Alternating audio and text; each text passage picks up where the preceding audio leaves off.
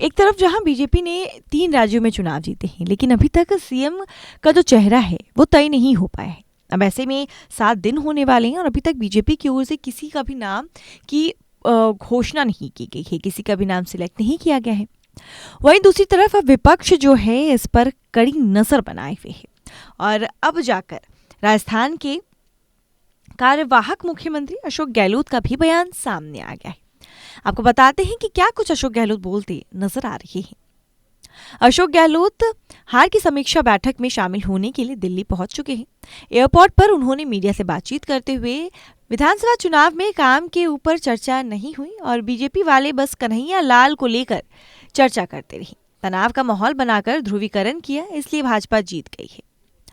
गहलोत ने कहा कि भाजपा की पोल खुलती जा रही है। 7 दिन तक मुख्यमंत्री का चेहरा तय नहीं कर पा रही है भाजपा। बात करते हैं कि हमारी पार्टी में अनुशासन नहीं है। सुखदेव सिंह गोगामेडी के हत्याकांड को भी लेकर अशोक गहलोत ने बातचीत की और उन्होंने ये कहा कि सुखदेव सिंह गोगामेडी हत्या मामले में मुझे एनआईए जांच पर कोई आपत्ति नहीं होने के दस्तावेज पर हस्ताक्षर करने पड़े, जबकि ये काम एक सीएम का होता है।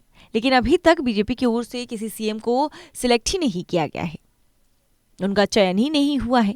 बीजेपी पर हमला करते हुए गहलोत ने आगे कहा, 7 दिन हो गए, लगभग अभी तक अपना चेहरा घोषित नहीं कर पाए हैं और ये हम पर आरोप लगाते हैं कि इस पार्टी में बिखराव है। इस पार्टी में अनुशासन नाम की कोई भी चीज नहीं है। इसको क्या कहेंगे आप? अगर हमारे 6 दिन लग जाते तो अभी तक पता नहीं क्या क्या आरोप लग जाते।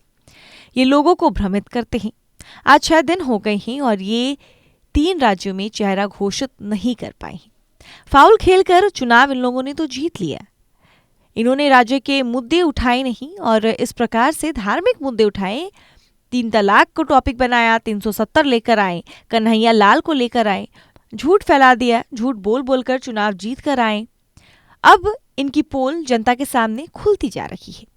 गहलोत ने कहा कि कन्हैया लाल का इशू एक नेशनल इशू है और इसको अब एक बार फिर से national issue cut. Kanhaiya Lal ने कहा कट। गहलोत ने कहा कि कन्हैया लाल इशू नेशनल बना दिया गया, भड़काने वाले भाषण दिए गए, ध्रुवीकरण कर दिया गया। ये लोग लोकतंत्र की हत्या करने वाले लोग हैं, संविधान में धज्जियां उड़ा रहे हैं। ईडी इनकम टैक्स का गलत उपयोग किया जा रहा है। बहुत खतरनाक खेल खेला जा रहा है। जनता आज नहीं तो कल जवाब जरूर मांगेगी। अपनी सरकार की योजनाओं का जिक्र करते हुए गहलोत ने आगे कहा कि हमने जो शानदार स्कीमें लागू की हैं, जो काम किए हैं और जो गारंटी दी, उस पर उन्होंने बात ही नहीं करी। ये चुनाव विधानसभा का था और प्रधानमंत्री व्यक्तिगत रूप से अटैक कर रहे हैं। मुख्यमंत्री पर, राहुल गांधी पर, हमारी स्कीमों की अच्छाइयों और खामियों पर तो उन्होंने चर्चा ही नहीं की। लेकिन चुनाव होता रहा। हमने पहले ही कहा था कि जनता माई बाप है। इन्होंने ध्रुवीकरण कर दिया और चुनाव जीत गए। हमने कहा जो जनता का निर्णय होगा वो हम स्वीकार करेंगे। नई सरकार जो अभी बनी नहीं है उनको हमारी शुभकामनाएं हैं।